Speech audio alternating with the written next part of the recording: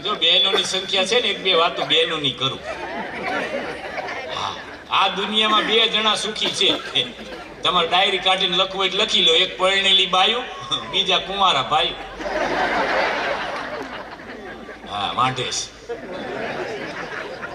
બહેનોના લગ્ન પહેલાના ફોટા જોવાના, લગ્ન પછીના જોવાના. કોણ જમાવટ કરી ગઈ? ભાઈને ટીવી ના હપ્તા પૂરા થાય, ફ્રીજ ના ચાલુ થાય. ફ્રીજ ના હપ્તા પૂરા થાય, સોફા સેટ ના ચાલુ થાય.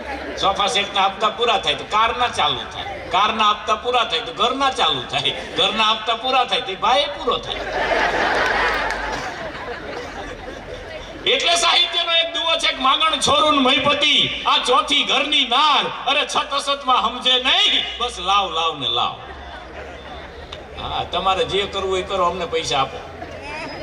હા, અને એવા ભજન તમારી બાજુ કદાચ નહીં થતું હોય, અમારી બાજુ સૌરાષ્ટ્રમાં જે આ ભજનો જે આ બહેનો ગાય છે હાથમાં કરતાલું લઈ, એ કોઈ કોઈનું નથી રે. 3000 નો તેલનો ડબ્બો કોણ લાવી દે?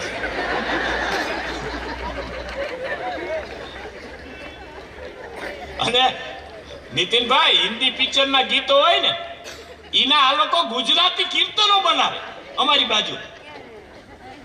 અને 85 સાલની વાત કરું છું. અને બેનો જે ગીત ગાય, દર્શન દેજો રે તિકમજી, દર્શન દેજો રે.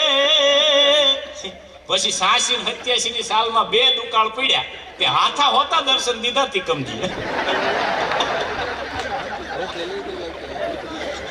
ખાવ્યા ખોદી ખોદી બની ગયા, બોલો. હાથા હોતા એવા તિકમજી.